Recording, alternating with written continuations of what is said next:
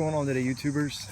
Today we're going to do another edition of Walking Review, and we're going to be looking at a custom knife. This is by, I believe his name is Mako of Gavko Knives, and this is the Mako.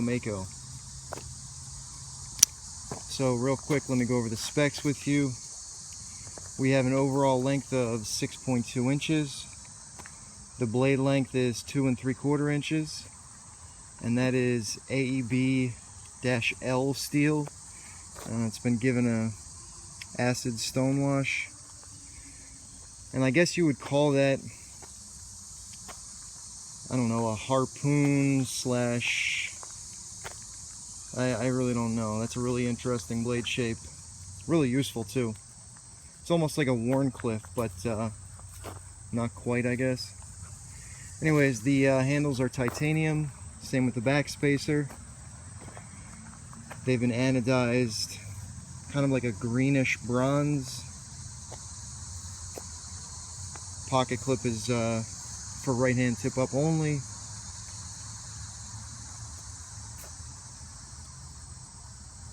And it weighs in probably just over 2 ounces, I guess. It does run on bearings, so the flipping action is nice and snappy.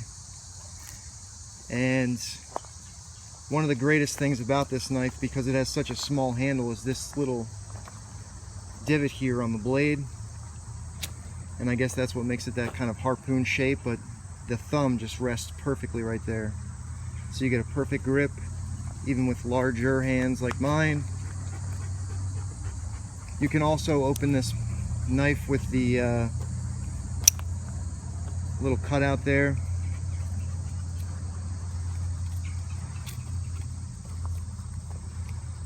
There's your lockup, right at about 40%, I would say. The fit and finish on this knife is really great. Centering is dead on. Lockup is perfect. The details that he put into this, like the bark texture, kind of like a faux bolster with the bark texture. Did the same on the pocket clip. It gives the knife like a rough look without actually having a rough feel. It is a frame lock. There you can see the, well, I guess you can't really see it. Anyways, these are caged bearings. The only real problem I've had with this knife was initially when I got this from another collector. The stop pin back here wasn't tightened fully, and it would rotate just a little bit. And when that stop pin rotates, the blade wasn't fully closing. It was sticking out. The tip was just barely not making it into the past the handle scale there. But once I figured out what was going on and fixed it, now we're in good shape. The pivot screw, I like how he did that kind of custom looking screw, but it's really just Torx. I'm a big fan of that. I'm really not into the custom hardware that requires a special tool. This isn't the deepest riding pocket clip, and I am a fan of deeper pocket clips, but it's not too bad. You really only get, I guess, maybe 1/4 inch of the butt of the knife sticking up.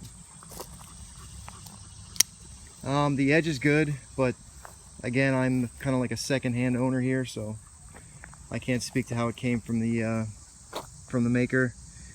It's got a nice sharpening choil there so that it's sharp all the way to the edge.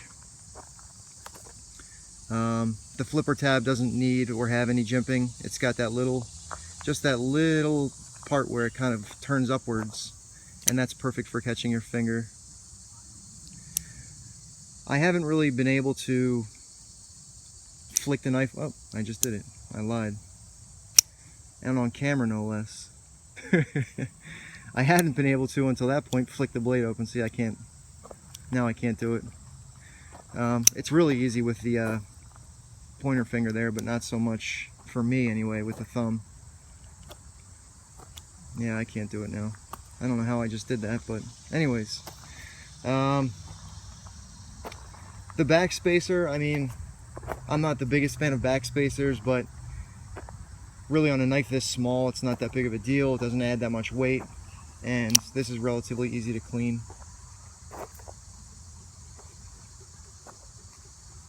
This is a great little cutter, thanks to that really long, I mean, for such a small knife, you get so much cutting edge there.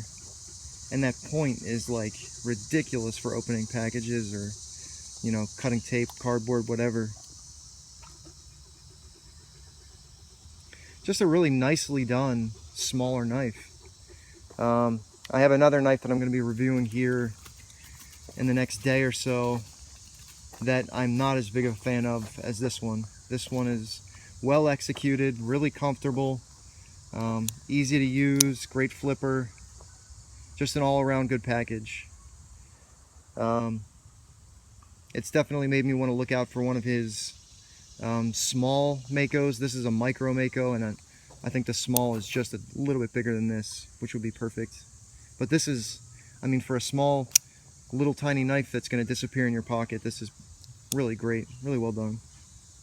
So kudos to Gavko, and definitely check this one out if you ever get the chance. Alright guys, I'll catch you on the next one.